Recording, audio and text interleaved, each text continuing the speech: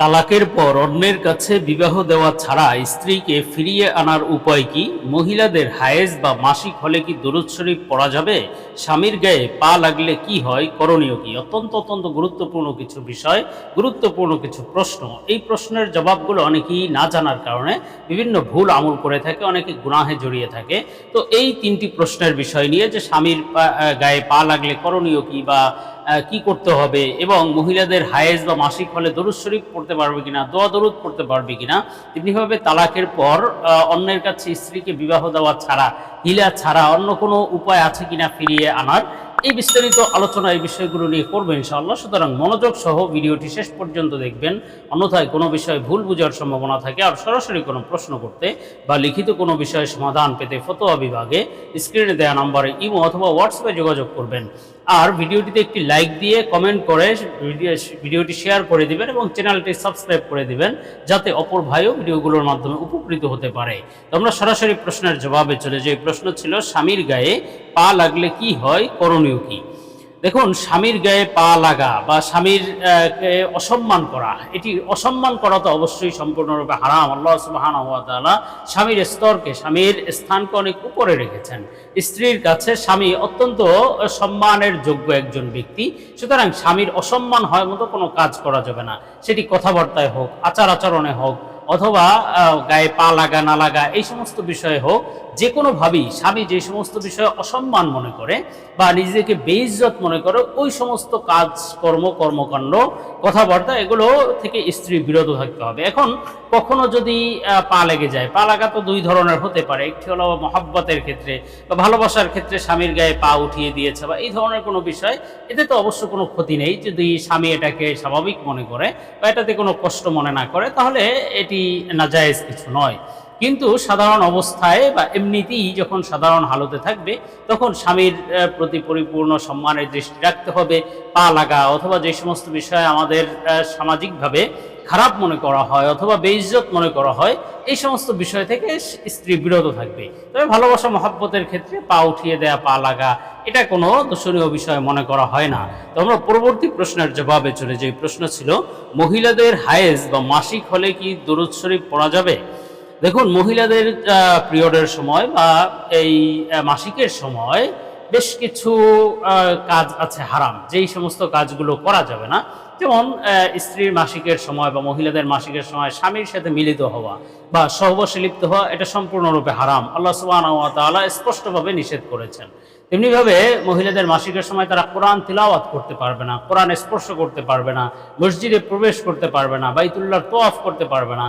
এই বিষয়গুলো আছে সম্পূর্ণরূপে হারাম মহিলাদের মাসিকের সময়।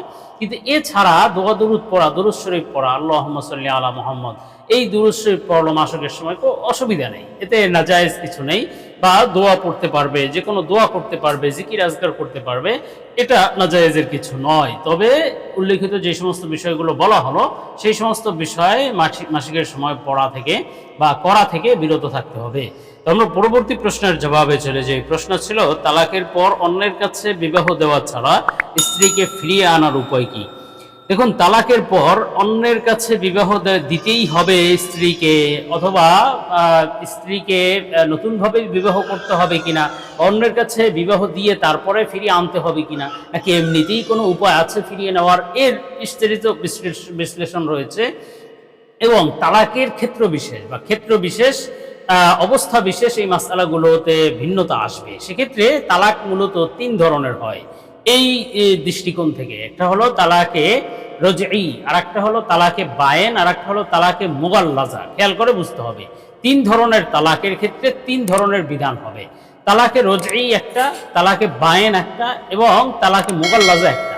তো তালাকের রজঈ এক তালাক অথবা দুই তালাক হতে পারে। যেমন স্ত্রীকে যদি বলে যে তোমাকে এক তালাকে রজঈ দিলাম অথবা দুই তালাকে রজঈ দিলাম, এই রজঈ তালাক বলার পরে অথবা এমনিতেই কোনো কিছু না বলে শুধুমাত্র বললো যে তোমাকে তালাক দিলাম, এই ধরনের কথাবার্তা বললে সাধারণত রজঈ তালাক পতিত হয়। আর রজঈ তালাক যখন পর্যন্ত একটা এবং দুইটাই থাকবে, ততক্ষণ পর্যন্ত স্বামী স্ত্রীকে ফিরিয়ে নিতে পারে। স্ত্রীকে যদি বলে যে আমি তোমাকে ফিরিয়ে নিলাম, তাহলেই বাস রুজাত হয়ে গেল। অথবা মৌখিকভাবে যদি নাও বলে, বরং যদি সহবাসে লিপ্ত হয় অথবা বিভিন্ন স্বামী স্ত্রী সুলভ আচরণে লিপ্ত হয়, তাহলে এর মাধ্যমে কিন্তু স্বামী স্ত্রীকে ফিরিয়ে নিল বা রুজাত হয়ে গেল। এক্ষেত্রে আলাদা ওই অন্য স্বামীর কাছে বিবাহ দিতে হবে, অথবা অন্যত্র বিবাহ বন্ধনে আবদ্ধ হতে হবে, অথবা নতুনভাবে বিবাহ পড়াতে হবে, এই ধরনের কোনো বিধান নেই। এই ধরনের কোনো বিষয় আবশ্যক নয়, বরং শুধুমাত্র স্বামী স্ত্রীকে ওই ফিরিয়ে নিলাম বলল, অথবা যদি শারীরিক সম্পর্ক করে এর মাধ্যমেই স্বামীর কাছে স্ত্রী অটোমেটিক ফিরে আসলো, এক্ষেত্রে অন্য কিছু করণীয় নেই। আরেকটি হলো তালাকে বায়েন। যদি সরাসরি স্বামী স্ত্রীকে বলে যে তোমাকে এক তালাকে বায়েন দিলাম অথবা দুই তালাকে বায়েন দিলাম, এভাবে বায়েন যদি উল্লেখ করে, অথবা আরো বিভিন্ন বায়েন তালাকের সূরত আছে, বিস্তারিত আলোচনা আছে, তো সেক্ষেত্রে সংশ্লিষ্ট মাসআলাগুলো সংশ্লিষ্ট নির্ধারিতভাবে জেনে নিতে হবে। তো সারমর্মের কথা হলো যে যদি তালাকে বায়েন হয়, এক তালাক অথবা দুই তালাকে যদি বায়েন হয়, তাহলে এক্ষেত্রে স্বামী স্ত্রীকে শুধু ফিরিয়ে আনলাম বললে হবে না, অথবা যদি শারীরিক সম্পর্ক করে তাহলেই হবে না, বরং শারীরিক সম্পর্ক এই ক্ষেত্রে করা বৈধ নয়। বরং যদি স্বামী স্ত্রীকে নতুনভাবে বিবাহ বন্ধনে আবদ্ধ করে, অর্থাৎ নতুন মোহরানা নির্ধারণ করে সাক্ষীর উপস্থিতিতে নতুনভাবে যদি বিবাহ বন্ধনে আবদ্ধ হয় স্বামী স্ত্রী, তাহলে আবার একে অপরের জন্য হালাল হয়ে যায়। এক্ষেত্রে অন্য কোনো স্বামীর কাছে তার বিবাহ দিতে হবে না। এটা হলো বায়েন তালাকের ক্ষেত্রে। কিন্তু যদি তালাকটা মোগাল্লাজা হয়ে যায় বা তিন তালাক, বর্তমানে তো আসলে এক দুই তালাক কেমন যেন এটা সম্পূর্ণ তালাকই মনে করে না, বরং একসাথে 100 তালাক, 200 তালাক, 1000 তালাক, 14 গোষ্ঠী সহ তালাক দিয়ে দেয়। তো এই যে তালাকের বিষয়, তো সেক্ষেত্রে যদি মোগাল্লাজা তালাক দেয়, একই বাক্যে যদি 3 তালাক দেয়, অথবা একটা দুইটা করে যদি এভাবে 3টে তালাক পর্যন্ত পৌঁছে যায়, তাহলে ওই স্ত্রীর উপর মোগাল্লাজা তালাক পতিত হয়ে যায়। আর মোগাল্লাজা তালাক হলে তাহলে ওই স্বামী সে স্ত্রীকে সরাসরি ফিরিয়েও আনতে পারে না, এবং স্ত্রীকে ওই স্বামী নতুনভাবে বিবাহ করলেও হয় না, বরং অন্য কোনো স্বামীর সাথে বিবাহ হতে হয়। ওই নারীর অন্যত্র বিবাহ বন্ধনে আবদ্ধ হতে হবে ইদ্যত পালনের পরে। ওই যে প্রথম স্বামী তালাক দেওয়ার পরে ইদ্যত পালন করতে হবে। ইদ্যত পালনের পরে অন্যত্র বিবাহ বন্ধনে যে সে আবদ্ধ হবে, সেই স্বামী যদি তাকে কখনো তালাক দেয় অথবা যদি সেই স্বামী মারা যায়, তাহলে ওই ইদ্যত পালনের পরে আবার পুনরায় ওই যে প্রথম স্বামী তাকে পুনরায় বিবাহ করতে পারবে। এইটাই মূলত প্রশ্ন করা হয়েছে, যে অন্য স্বামীর সাথে বিবাহ দিয়ে, এবং সেই বিবাহের ক্ষেত্রে একটি গুরুত্বপূর্ণ বিধান হলো সহবাস হতে হবে। সহবাস না হলে কিন্তু ওই প্রথম স্বামীর জন্য আবার হালাল হবে না। তো এই যে মাসআলাটা, যে আসলে অন্য স্বামীর সাথে বিবাহ দেওয়া, অথবা এটি মূলত সাধারণ অবস্থায় কোনো চুক্তি ছাড়া হওয়া উচিত। চুক্তি ছাড়া হওয়া উচিত। ইলা যে আমাদের সমাজে যে চুক্তি করে, এটা আসলে নাজায়েজ, যদিও এতে হয়ে যাবে, যদিও এভাবে যদি চুক্তি করে অন্য স্বামীর সাথে বিবাহ দেয়, এরপরে ওই স্বামীর সহবাস হতে হবে, সহবাস করতে হবে।